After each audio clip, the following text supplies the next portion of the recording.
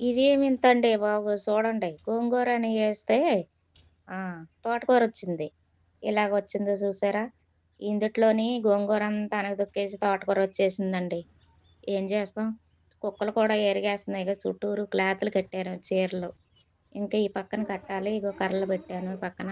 ఈ పక్కన కూడా కట్టాలండి. కుక్కల కోసం జడిసి కోకలు కట్టాననమాట. అక్కడక్కడ కోకలు మా అక్కయ్యి, నాయి ఇంకా తెలిసిన వాళ్ళయి ముగ్గురియి కలిపి కడితే చుట్టూరు కోకలు ఇలాగా కొంచెం అడ్డగుంటాయని ఏసాననమాట. చూడండి ఎలా వచ్చాయో.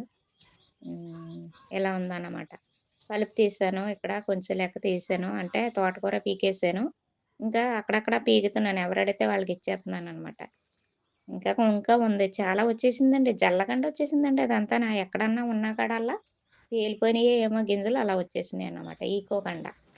మీకు కూడా ఇలా జరుగుతుందా? ఈ తోటకూరనెత్తే గోంగూర, గోంగూరనెత్తే తోటకూర అలా వచ్చినియా మీకు కూడా? చూడండి ఇలాగనమాట. ఇదంతా శుభ్రంగా పారతో కొట్టించి మా తమ్ముడితోటి ఇలా చల్లితే ఇలా వచ్చినియనమాట. ఇప్పుడు ఇదంతా శుభ్రం చేసేసి, పీకేసి ఎవరికాళ్ళకి ఇచ్చేత్తాను వత్తానన్నారు. ఇళ్ళ కాడ కొంచెం కొంచెం తెలిసిన వాళ్ళు ఆళ్ళొచ్చి పట్టుకెళ్తారు. ఇచ్చేసి ఇదంతా కూడా మళ్ళీ నేను వరసెట్టి చల్లుతానండి.